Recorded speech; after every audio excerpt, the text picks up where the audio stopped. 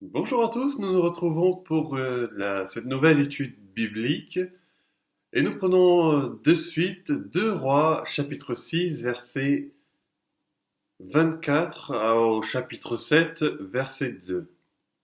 Après cela, Ben-Hadad, roi de Syrie, ayant rassemblé toute son armée, monta et assiégea Samarie. Il y eut une grande famine dans Samarie, et ils la serrèrent tellement qu'une tête d'âne valait 80 cycles d'argent, et le quart d'un câble de fiente de pigeon 5 cycles d'argent. Et comme le roi passait par la muraille, une femme lui cria: Sauve-moi, ô roi, mon seigneur! Il répondit: Si l'Éternel ne te sauve pas, avec quoi te sauverai-je? Avec le produit de l'air ou du pressoir? Et le roi lui dit: Qu'as-tu? Elle répondit: Cette femme-là m'a dit: Donne ton fils, nous le mangerons aujourd'hui, et demain nous mangerons mon fils. Nous avons fait cuire mon fils, et nous l'avons mangé. Et le jour suivant, je lui ai dit: Donne ton fils, et nous le mangerons. Mais elle a caché son fils. Lorsque le roi entendit les paroles de cette femme, il déchira ses vêtements en passant sur la muraille. Et le peuple vit qu'il avait en dedans un sac sur son corps. Le roi dit: Que Dieu me punisse dans toute sa rigueur, si la tête d'Élisée, fils de Shaphat, reste aujourd'hui sur lui. Or, Élisée était assis dans sa maison, et les anciens étaient assis auprès de lui. Le roi envoya quelqu'un devant lui. Mais avant que le messager soit arrivé, Élisée dit aux anciens: Voyez-vous que ce fils d'assassin envoie quelqu'un pour m'ôter la tête? Écoutez, quand le messager viendra, fermez la porte et repoussez-le avec la porte. Le bruit des pas de son maître ne se fait-il pas entendre derrière lui? Il leur parlait encore, et déjà le messager était descendu vers lui, et disait: Voici ce mal vient de l'Éternel. Qu'ai-je à espérer encore de l'Éternel? Élisée dit: Écoutez la parole de l'Éternel. Ainsi parle l'Éternel: Demain, à 7 heures, on aura une mesure de fleur de farine pour un cycle, et 2 mesures d'orge pour un cycle, à la porte de Samarie. L'officier sur la main duquel s'appuyait le roi répondit à l'homme de Dieu: Quand l'Éternel ferait des fenêtres au ciel, pareille chose arriverait-elle? Et Élisée dit: Tu le verras de tes yeux, mais tu n'en mangeras point. La guerre éclate à nouveau entre la Syrie, ou en hébreu Aram, qui a donné les Araméens, et Israël. Les armées d'Israël n'ont pu retenir les ennemis, et les Syriens assiègent maintenant la capitale. Ils vont établir un camp non loin de la ville pour empêcher tout ravitaillement. Il faut savoir que la capitale du Nord se trouve sur une montagne fertile avec peu de points d'entrée. Bien que la ville soit difficile à capturer à cause de sa situation géographique, à cause de la région montagneuse et à cause de ces murailles qui ont été construites, les sièges se voulaient efficaces.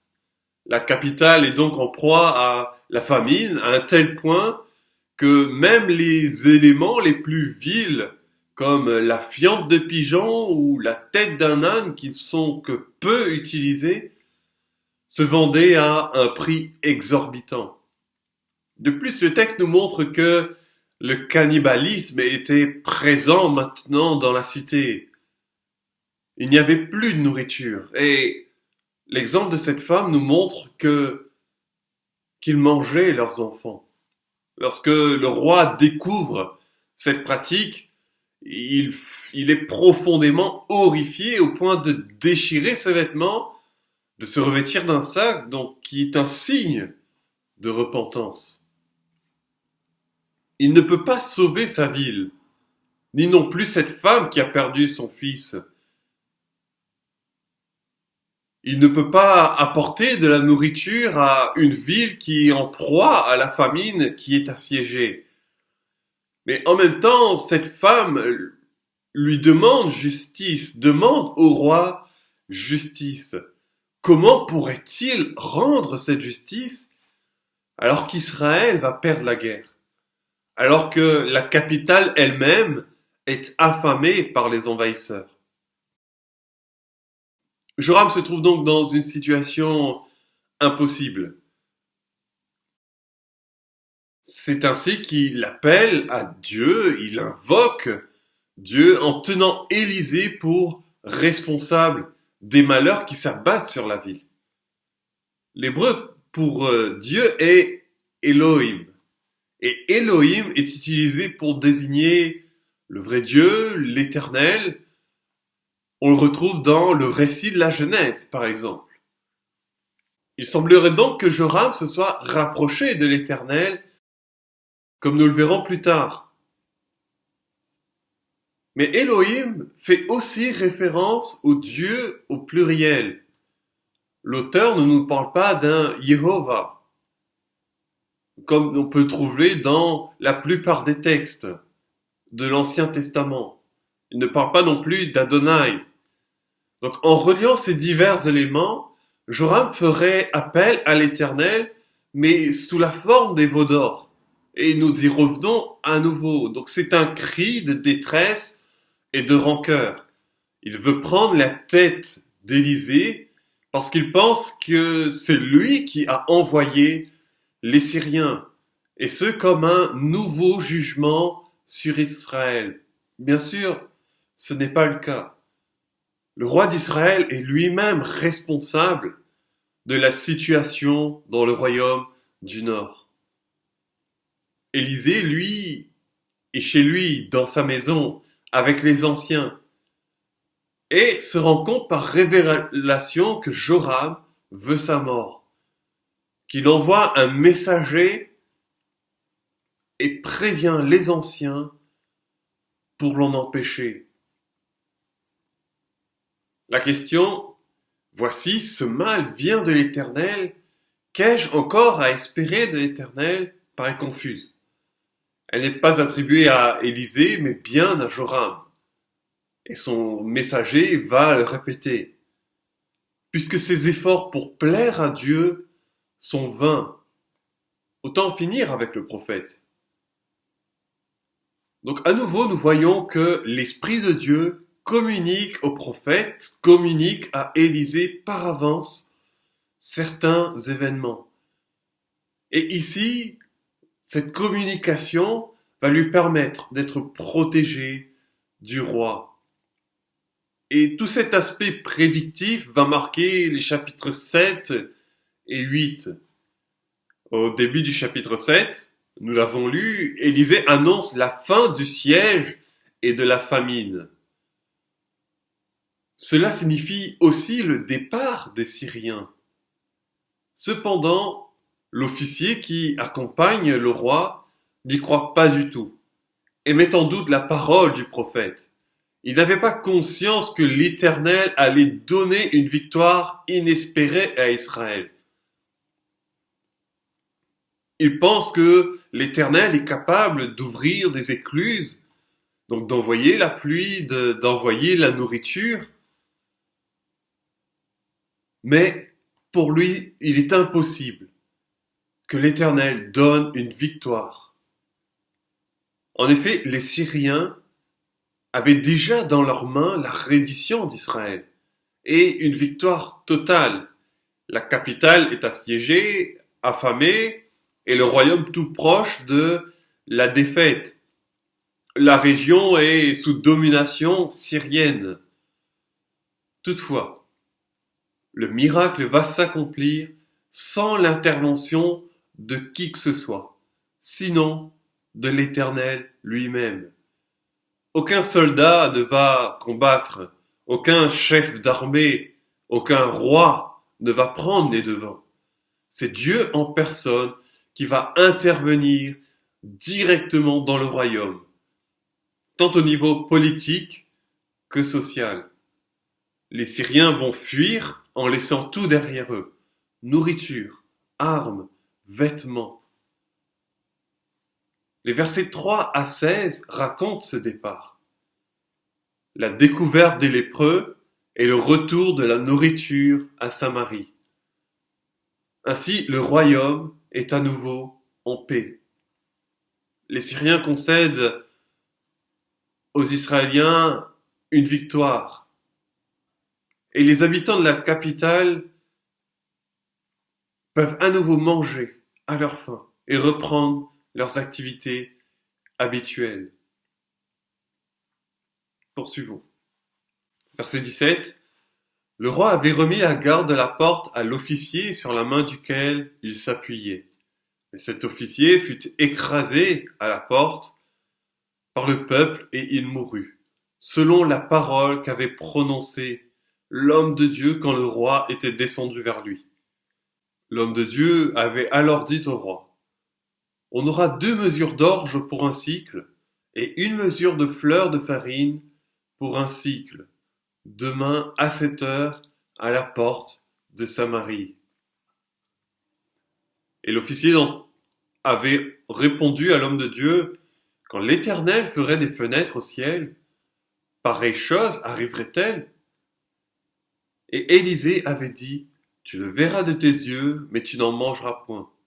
C'est en effet ce qui lui arriva. Il fut écrasé à la porte par le peuple, et il mourut.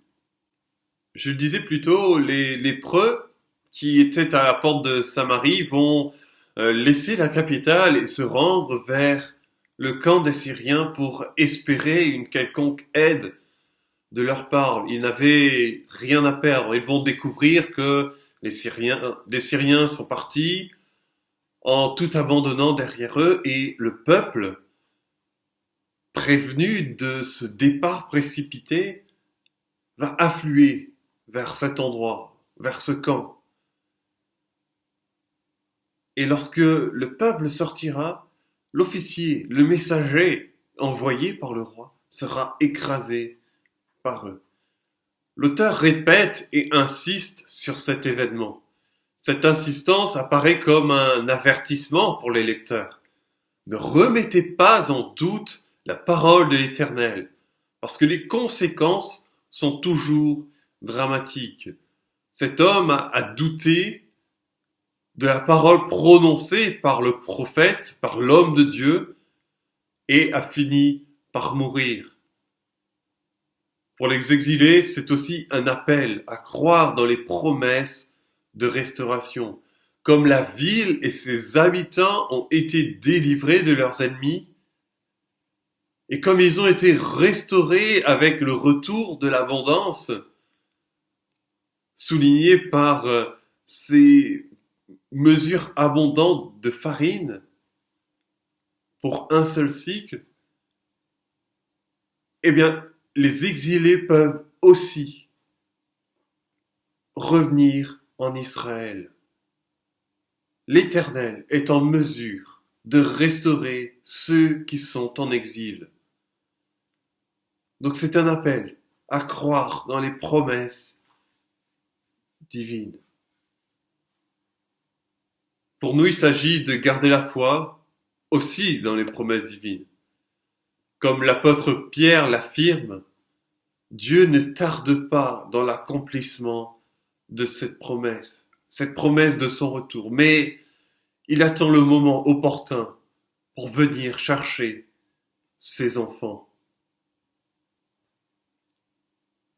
En même temps, c'est pour nous l'assurance qu'il ne nous abandonne pas quand nous gardons sa parole. Cet homme n'a pas gardé la parole et il en est mort. Poursuivons au chapitre 8, notre étude. 2 Rois 8, versets 1 à 6. Élisée dit à la femme dont il avait fait revivre le fils: Lève-toi, va-t'en, toi et ta maison, et séjourne où tu pourras, car l'Éternel appelle la famine. Et même elle vient sur le pays pour 7 années. La femme se leva, et elle fit selon la parole de l'homme de Dieu. Elle s'en alla, elle et sa maison, et séjourna 7 ans au pays des Philistins. Au bout de 7 ans, la femme revint du pays des Philistins, et elle alla implorer le roi au sujet de sa maison et de son champ. Le roi s'entretenait avec Géasi, serviteur de l'homme de Dieu, et il disait: Raconte-moi, je te prie, toutes les grandes choses qu'Élisée a faites. Et pendant qu'il racontait au roi comment Élisée avait rendu la vie à un mort, la femme dont Élisée avait fait revivre le fils vint implorer le roi au sujet de sa maison et de son champ. Géasi dit: Ô roi, mon seigneur, voici la femme, et voici son fils qu'Élisée a fait revivre. Le roi interrogea la femme, et elle lui fit le récit.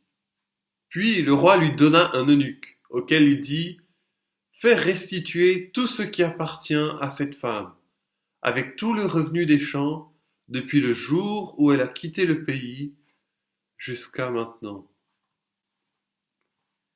Le texte nous montre une nouvelle fois l'aspect prédictif qui marque le ministère d'Élisée. Ici, il prévient la Sunamite que nous avons déjà rencontrée précédemment dans une étude. Il prévient qu'une famine voulue par l'Éternel lui-même arrive sur le royaume du Nord.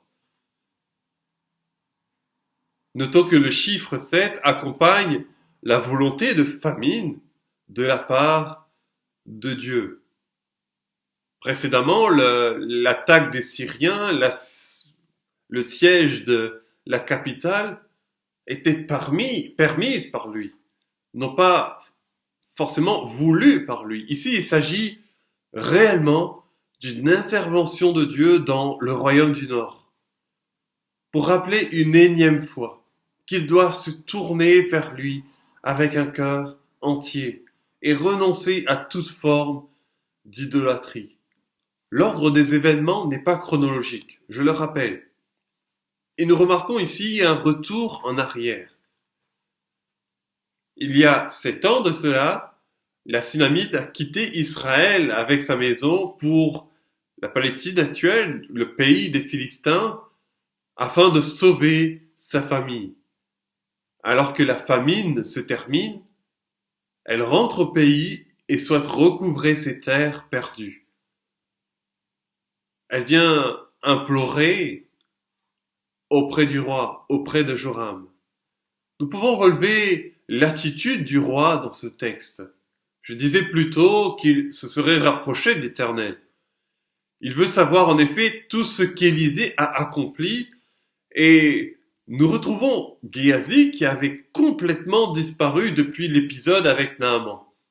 Il est déjà certainement lépreux à ce moment-là, et c'est lui qui raconte les miracles d'Élisée, et notamment la résurrection, la naissance et la résurrection du fils de la Sunamite.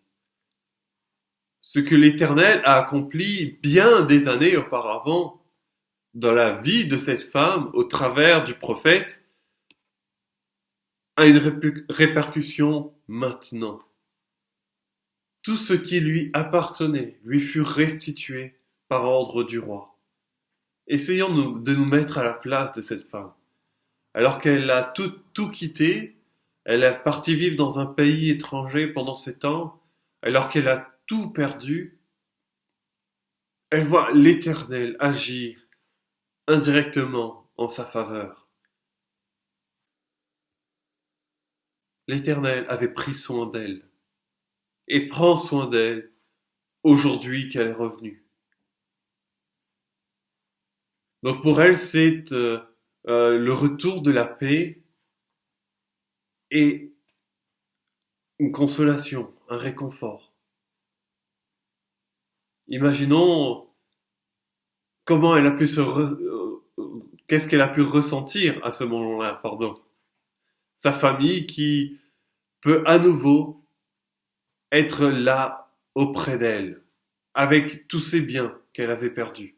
Donc ni elle ni les siens n'ont besoin de se mettre au service d'un compatriote.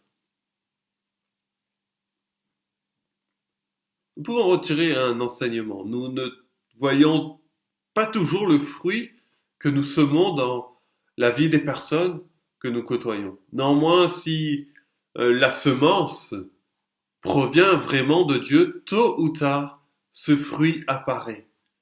Un autre élément est que nous pouvons lire ce texte sans nous rendre compte de sa portée. Pourtant, pour les exilés, il s'agit aussi d'un enseignement. L'auteur ne sait pas quand le retour d'Israël aura lieu. Néanmoins, il exhorte ses lecteurs à semer l'obéissance et la confiance dans les promesses de Dieu pour obtenir le fruit de la restauration après les années d'exil voulues par Dieu lui-même.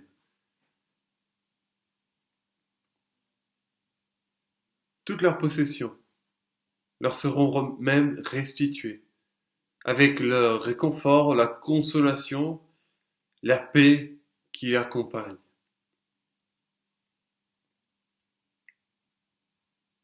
Nous nous arrêtons là pour aujourd'hui. Nous avons bientôt terminé notre étude et à la fin de cette étude, je ferai un résumé de ce que nous avons vu ensemble. Nous avons parcouru de nombreux textes et vu l'attitude d'Élisée et combien l'Esprit de l'Éternel était sur lui, mais nous verrons ça très prochainement. Soyez bénis.